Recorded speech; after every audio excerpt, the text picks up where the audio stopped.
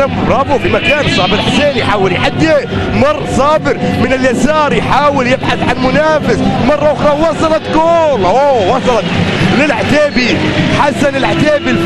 شوف الاعاده هنا شلهوب، حلوه القحطاني عالطاير لعب له كره، ولكن كره ياسر مرت الى خارج ارض الملعب. بلغيث يتابع ويلي من اليسار، عدى عرضيه عدت الى ركله مرمى، ركله زاويه، مرت سلامات كانت الكره الماضيه. لاقى الان المحاوله اماميه، استلام من ويلهامسون، يعدي في المره الاولى يمرر في الثانيه، ليونغ ارضيه،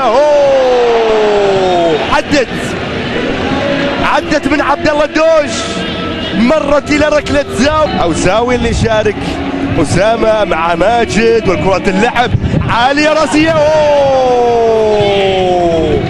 ضاعت من أسامة أوساوي.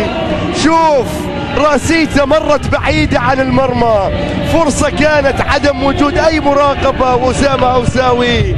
عبد الله الزوري، الفريدي يبحث عن تمريرة رد رائعة، الزوري من اليسار أرضية ولكن تتخلص. الفريدي استلم، خطورة، نقل اللعب، برافو الشلهوب، ولكن إلى يد حارس المرمى، إلى يد حارس المرمى الشلهوب. يبدو لي التنفيذ للبرازيلي. نتابع الكرة الهلالية مرة أخرى، ردوي،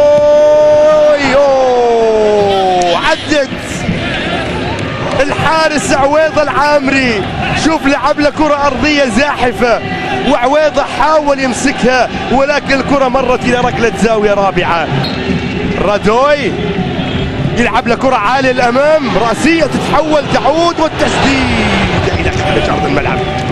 تسديدة من نيفيز، مرت من تياغو نيفيز إلى خارج أرض الملعب. شوف الكرة الماضية لمصلحة الفريق الهلالي.